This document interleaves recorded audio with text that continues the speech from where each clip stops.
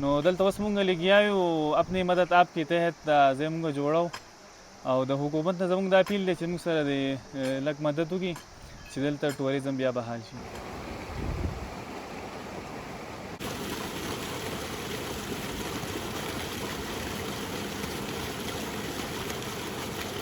زما نوم عباس دی او تعلق مې د مدین سوات سره دی.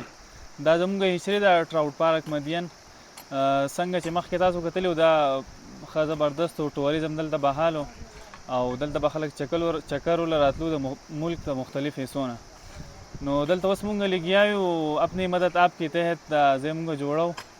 او د حکومت نه زموږ دا اپیل دی چې موږ سره د لږ مدد وکړي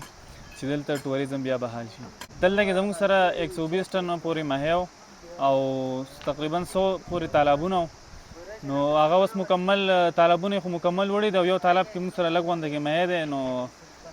هغه لکه زموږ خپل استعمال دی.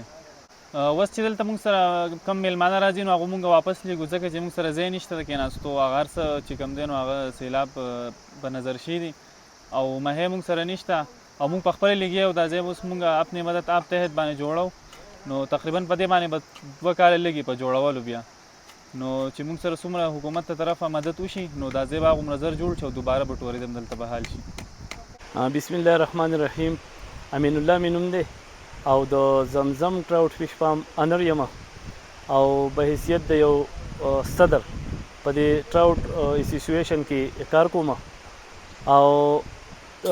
زمان دلته تاسو د تاوان خبره وکړه نو په کروڑونو نه اباو تاوانونه شوي دي ځکه چې د یو کس چې تاسو اندازه لګوئ نو هغه په د کروڑ نه اباو دی او داسې کسان چې پکې دي هغو د کروڑونو هم سیوا دي او چې څه کاروبارونه دلته کې بس هغه ټوټل ختم شو د خلکو د یو کس سره په زرونو د یو کس سره کسان چې دي دا بېروزګاره شو ځکه کله چا سره په هوټل کې مثال 100 کسان کار کوي خو د هغې په شا باندې په سوونو کسان نور کار کوي نو بس هغه ټوټل کاروبارونه چې دي نو هغه بس ختم شو او هر څه چې دي هغه په اوبو لاهو شو. نو الحمدلله کوششونه خو زمونږ کم منسټران صاحبان چې دي هغې هم کوي زمونږ ډایرکټران صاحبان چې دي فیشریز والا هغو ډېر زیات کوشش کوي خو تر اوسه پورې لاسه شوي نه دي. نو موږ دا د هغې نه